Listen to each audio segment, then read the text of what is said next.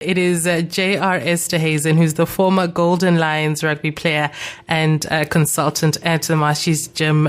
J.R., nice to finally have you in studio. How are you? Thanks for having me, Kat. Thanks for having me. It's awesome being here. Awesome. And yes, J.R., please tell the world that I attend my gym sessions. I need that on record. I actually see you every day. Yeah. I'm going to give myself a clap. Yeah, no, well done. You do Zumba, right? What is it that you do? No, I do a lot. All the classes. I do step, I do yoga, I do Zumba, I do uppercut, I do bring the heat. I do a lot. Okay, I do a lot, JR. Thanks for promoting our classes. Yeah, the step is the best though. I think I need to officially claim the title of Super Step. Definitely. We should give you something there, a free something cap or something. Super Step. No, Marty's Gym, I'm really having a great time at the gym. But from you, JR, your relationship with sport, you've been playing for a while. You played in your much younger days as well. Wow. Yeah, I'm saying, obviously, Jay, you're not playing now. So I'm not that old, eh? You're not that old. Absolutely not, right? But why has sport been so important to you and your relationship with sport? Where did it all start? Okay, now, Kat, do you want a long story or a short story? I like stories, so go ahead. All right. See if you have time. If we have enough time. Okay, so sport has been something I've been part of my whole life. Yeah. Since I could remember. I grew up in a small town of Ashton. Okay. So there's not much to do. So where's Ashton? Ashton, it's up country near Montague, past Worcester, Robertson, Montague. The most beautiful part of the winelands. It is beautiful, yeah. It is really beautiful.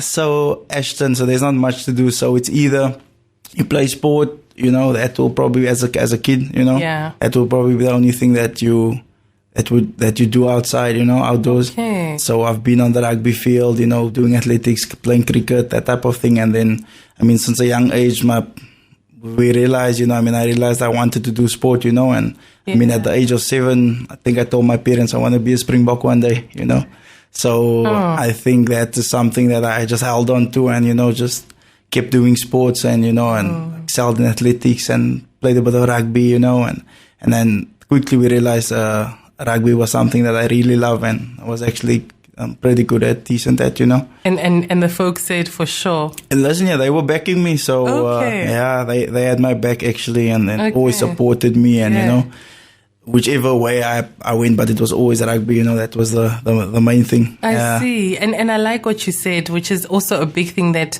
I'm glad we get to bring in is that for a lot of people, sport becomes the thing to do. It becomes a home, it becomes something that, from whatever background it is, sport becomes something that they can immerse themselves in. Yeah, definitely. I can agree to that because for me, sport was definitely like a type of escape. Yeah. Not that I needed to escape from anything, but I get where I stayed, like, the school is literally 100 meters from where we stay, where my family home is. So everything is here. Yeah, right? Everything is close by. I walk up the street, I'm at the field, kick the ball over the fence. The fence is closed, over the fence, and spend basically a whole day there, with my friends, and then you make friendships and you basically building your skill, without actually knowing what you're busy doing.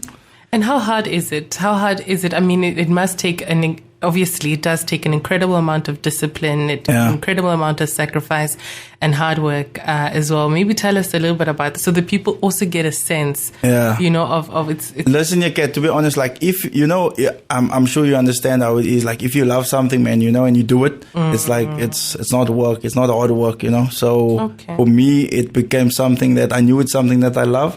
The amount of rugby balls I went through as a youngster, there was many balls, but so it takes time, and it takes years of training, and just honing your craft depending what type of sport you do. But for me with the rugby environment, it was basically, obviously you have to be fit, So one thing my mom always told me, my late mom, she always said, just always make sure that you fit, you know. Yeah. So that's the one number one thing. Yeah. If you fit, nobody can take that away from you. And if you're quick, you know. So there's no substitute for speed. The guys, if you know the guys in the back line, they would know that.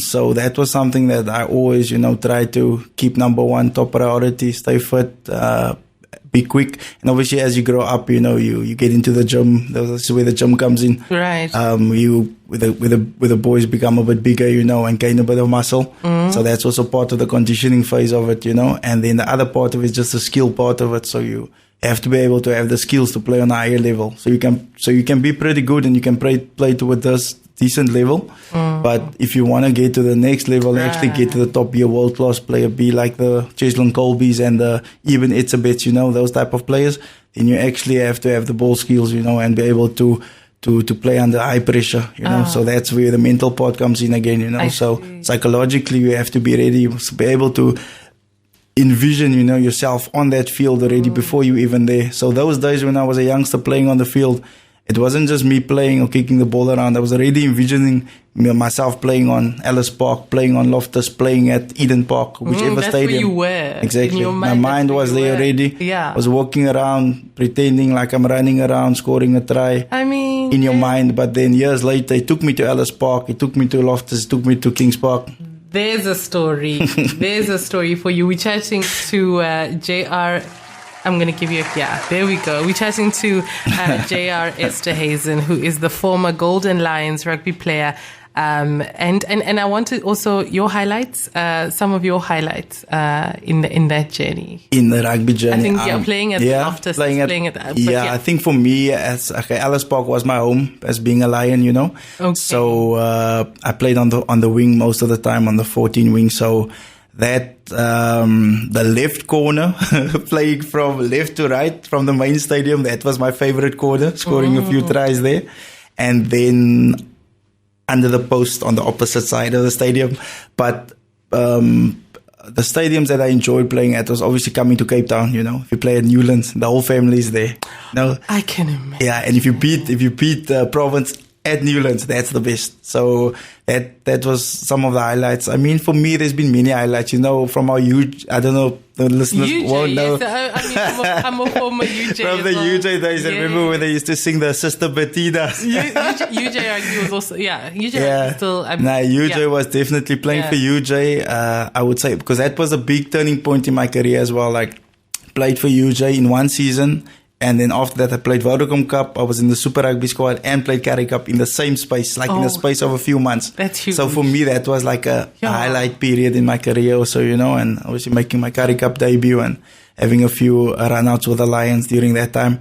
Making the SA University side was also like a big accomplishment for me. Yeah. That was in 2013. And we toured to Namibia. We played Namibia's national team.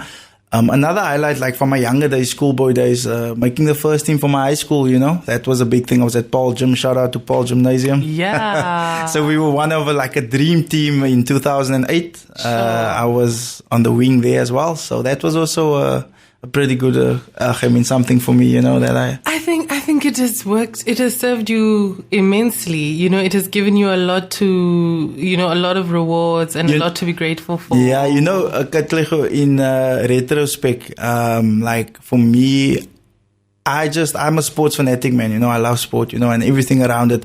I would have hoped or wished to become that 100 cap Springbok, you know, right. like as the Brian Banners and these type of guys, you know. But I know, like, my story, everybody's story is different, you know. So I just take it for what it is, and the experiences I've made, the friendships I've made. Right. I know. For a boy from Ashton, you know, Ashton is not. We don't have a big population, so I'm sure I motivate and inspire some of those boys from there, you know, to see like, listen, it's possible, you know, you can actually go play for a big side, you know, you can make it, you know. So that if that's the only thing I did, then it's fine, you know. That's what I did. That's the other thing, JR. Sport is also an inspiration. You know, it unlocks potential of young people, and it makes you think beyond your immediate circumstances to say. And it brings me to this question, you know, and maybe young people are asking themselves, can you actually make a good living from sport? Katlego,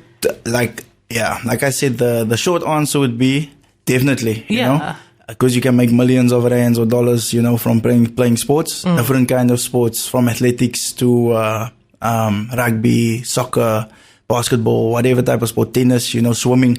Obviously, if you apply yourself, you know, and your mind is right, you know, and then you get basically the backing, you know, from your family. But like I just drew up a few stats here, just to give us the data, just to give you some info, you know. Give us the data. The Forbes, this is the Forbes list, you know. Whoa. So yeah. So at number 1, we basically have Cristiano Ronaldo. Of what? At a total earning, I think per year, $90 million. Oh, the highest, what is that list of? This is like 2023. The highest. Top 10 highest earning in sport. Highest earning athletes, all sports, yeah. Whoa. I mean, you can check it out. Lionel Messi, Mbappe. So the first 3 is basically football. Okay. Then we're getting into basketball with LeBron James. Saul Alvarez, Canelo, boxing. That's the first boxer, basically. Yeah. But I think Mayweather is actually top of the. Okay, but anyway, that's. I'm sure. I think that's for earnings for. Yeah, that's another discussion. And then we're looking at some golfers. Steph Curry, basketball. Let me see this list. Federer. Any women on there? I'm looking for a woman in the top. No, women in the top 10. I think the ladies probably. I think Serena could be in the top 10. I'm thinking Serena. I think that's earnings just based on your sport, not like endorsements and that type of thing, you know. Yeah. So, but I mean, I guess this is also part of the conversation. Yeah. Around you know, women. But I think that women's sport is a next kind of it's the next kind of way for the next century. I think there's going to be a no, definitely. I think that's actually a good topic of conversation because I think that gap between the ladies and the men's, obviously it's closing quickly, you know. Absolutely. It's really closing quickly. And the same like with, I was actually having this discussion on my podcast not too long ago, where we spoke about the time differences with the 100-meter sprinters, you know, with the ladies and men's. I was listening to your podcast, yes. Yeah. So we were talking about that and like the gap and like if that gap could be closed, you know. Yeah. Because I mean, Usain Bolt, I mean, what did he run like? Was it 9.72 or 9.58? I think that was his record, you know. And I think the ladies, they're running a sub-11 now as well, you know. So for them to close that gap, I think that would take some time, but... Everywhere. I mean, even women's football. Yeah. Even I feel like that is the next. That's. I mean, especially for my team in the PSL. I think our next. Who's your team? Our glory days are gonna come from team? a women's team. We just need a women's team. I'm a Kaiser Chiefs supporter. Oh yes, okay. But let's get a women's team and then deliver the glory days. Maybe. But also we'll see next season. I'm a next season. Okay. I heard you. and then you know. So also your role at the gym, at Marty's Gym, what do you say you love more? I mean, you are at this, on campus, it's students, it's staff, it's members of the Stellenbosch University community. It's a wonderful facility. I absolutely love it. What would you say you love most about being a consultant at the gym? Wow, now to be working at the gym is really amazing. Like I've been there about a year now, and the way they just received me, you know, I'm talking about staff and members alike, has been amazing. You know, it's a vibrant space. It's a cool space. It's really an awesome place to work at, you know, and great energy, you know, from the members and staff alike, you know, and the type of equipment where we have world-class equipment, like not because I work there, you know, and I don't want to credit any other facilities, you know, but we upgrade our facility every 3 years. So this was the back end of last year, was the 3rd year that we upgraded the facility. I saw the best of the best techno gym equipment. We upgraded one of our functional training floors as well. We're getting another upgrade with our cardio section as well, you know. So, I mean, we have a techno gym weight floor. We have a high performance area, world class. I mean, we get athletes from all over the world, you know. I don't know even if you notice. They come and train here. So they the German athletics team, the Dutch athletics team, we got sprinters from Jamaica, from the UK, from wherever, Italy, you know. I was training with a sprinter from Italy. Not running with him. I was gonna say. No, not running with him though. Like, I think I could take him on the 10 meters, but like after 10 meters, I think he'll smoke me. But I was training with him in the gym, and just seeing his mindset and how it is, and really awesome guy, man. Yeah. So I wanna also just ask you about that high performance center. So it's also about gym and females, right? Yeah.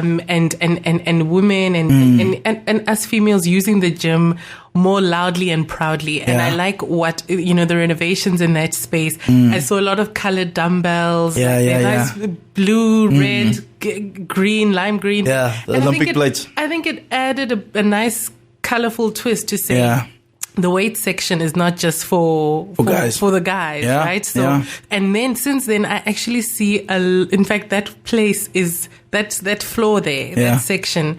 I see a lot of women take over that space. Yeah, now honestly, and are lifting. Yeah, no, 100%. Like that high performance area, that's basically the gym of the gym. Yeah. Like if you train there, so that's the gym. That's my favorite part of the gym as well. Like the rest of the gym, I would go through it and like okay. But if I get to the high performance area and whoever I take through the gym, if they get there, their eyes just open up. Like it lights up. Yeah. Because they're like, wow, there's more to the gym than it is. It's just a gift that keeps on. Yeah, it's really like something special. And like for me, to see, like I said, for the ladies that train there as well, that's amazing. To see the ladies, they dominate that area. Absolutely, we are lifting now. And you know what the thing is, man? Like what I realized, like touring a lot of people and that type of thing. And when I take them through the gym, a lot of the ladies, they feel intimidated, when they get there, Yeah. And like I would like to say to ladies that aren't members yet, come check out the gym, try it out, The gym is a safe place, for you to come out to train, to get fit, just to work out whatever stresses you have, I heard you guys talking about mental stresses, and like for me, being somebody that's living with a mental, mental illness or mental disorder, it's the gym is an amazing place for me, just to work out that, that demons that you might have. And I quite like what you said. It is a safe space because I always say to anyone, you own race on pace there. Whether you're doing a body conditioning class or whether you're doing a high paced, boot camp class, but even the instructors, at the end of the day, it's own race on pace. They'll show you what to do, but you take it at your rate and you grow and you see your muscles grow and you get more fitter. So it gives you that space to actually grow and expand. Yeah, but I mean, on that note, also I want to commend you, for I mean, we were joking about it at the beginning, but you really committed, Where is my clap? I can't find Thank you. Now you're really committed, and I mean, I can see you coming to the gym every day, So it's like you just have to do a little bit every day, You guys were saying, half an hour a day, that's more than enough, Yeah. Even if you don't have equipment, you can do a push-up, you can do a squat, you can just walk around, Even if you're busy cleaning the house, That's part of moving, So just get moving and, that type of thing. It's motion is wellness. Yeah. Right. Okay. And then for you, in terms of, where do you see the future of sport? Okay, for me, it's just the women's zone. I think that, women's sport is coming alive in a very great way. But for you, where do you see the future of sport? Yeah, that's a broad question, eh? Like, in which way do you mean? Like, I don't know. Take me on your journey. What are you seeing? I don't know. Like, I mean, if you're talking about locally, if I could add on to what Brady was talking about, your previous conversation, I'd like to see like the Department of Sport or, the guys that have the funding, that could invest in sport, like especially with underprivileged, youth, to be able to assist them, in terms of equipment.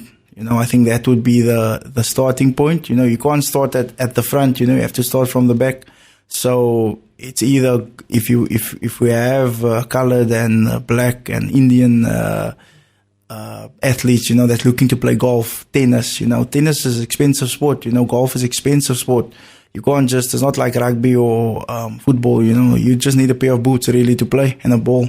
Still expensive, but to buy a bag of clubs, it's really expensive, for golf, and tennis rackets, it's really expensive. Access and shoes. Courts. There we go, to have the membership, for the courts. So I would think to be able to invest in that, in the youth, to be able to empower the sport to grow in a different direction, so you can see more diversity in different sporting codes. And swimming, as well. I was about to say, they had multi-sport. I won't lie. The Shabalalas in the pool. Yeah, and the Colbys in the pool also. Yay. And the Estes. Absolutely. Yeah, so that's where I'd love to see the sport going, and especially, and the same with football as well, football is not really much diversity in all football teams, Yeah. You're starting to see more white players playing football now, these days. More they becoming, I see at Paul Roos, they're introducing football for the youngsters. A lot. And that's amazing. Young one. At a young age, like at 7. Exactly. If you had a guy that played rugby that got into football at a young age, maybe a different story for Bafana one day, Absolutely. You see, so what would you say to then parents? You know what? I would say to parents, encourage your kids to do different types of sports, all different. I would have loved to play football at a young age. But the schools I was at, Afrikaans schools, as rugby, was gaan rugby speel. Oh, right. You're going to play rugby and it's cricket and summertime it's athletics, And obviously I love the rugby, but football, we just played it for fun, So I would say encourage your kids, do different sports, get into boxing, do some martial arts, different type of sport to just engage the body in different ways, So by the time you get to something that my daughter's really good in this, then okay, now you don't push them, but you just guide them into the right direction, so they don't feel pressured, but you get the result that they want. Like my dad, for instance, never pressured me to do nothing, but if I came to him and told him, okay, Dad, came from the rugby and I have the situations happening, and then he would just give me the advice, maybe try that, maybe try this. Or he watch me play and then he give me some critique. So that's what you just need from a parent, just give that guidance, Yeah. No, I think sport makes you stronger, exercise makes you stronger. And as we did say, we've got amazing facilities in-house, off-house. We've got a beautiful mountain just here. So sorry, man, before I forget, just a touch on the gym. We actually have a promo that's running for this open weekend from the 16th to the 18th. If you join in this weekend, there's no joining fee. We're waiving the joining fee and the pro rata for those 2 weeks. So you're basically starting up. You won't pay anything to start up. Students and staff. And anybody, students, staff, public, anyone, So there's no joining fee. Joining fee is $150 normally. If you had to pay. Okay. If you had to pay pro rata today, you would pay something like about over 200 Rand. So you're saving over 300 Rand to get started, and then your first debit order will only go the 1st of next month if you do a debit order. So only the 1st of July.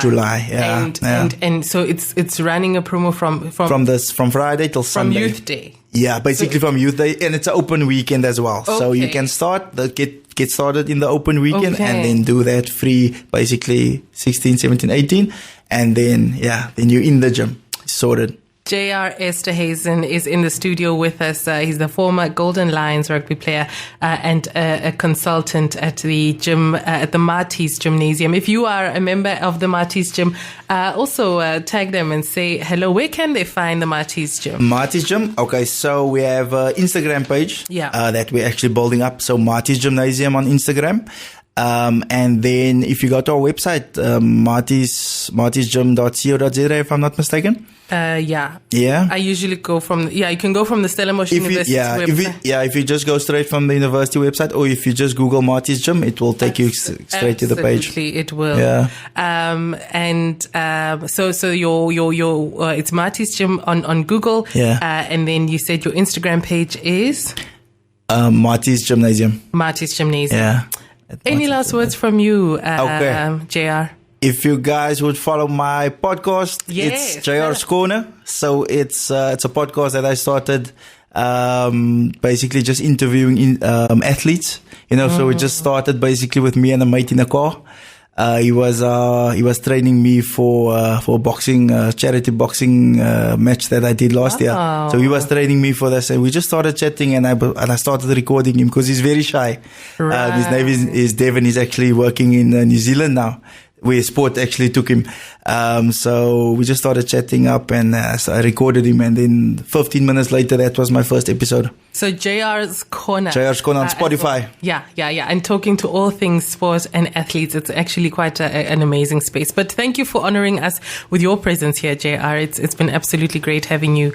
And I hope we get to do it again sometime. 100%, Katlego. Thank you so much for having me, and shout out for the great work you guys are doing. And awesome. Thanks for your show. Thanks for having me. Awesome. And if you want to see JR, you can find him at the gym. Oh yeah, last but not least, shout out to my wife, Colleen, and my father-in-law, Colin. It was his birthday yesterday. And my mother-in-law, Louise, and my sister-in-law, Mabry, and my daughters, Jordan and Mackenzie. I was going to say, don't forget the daughter.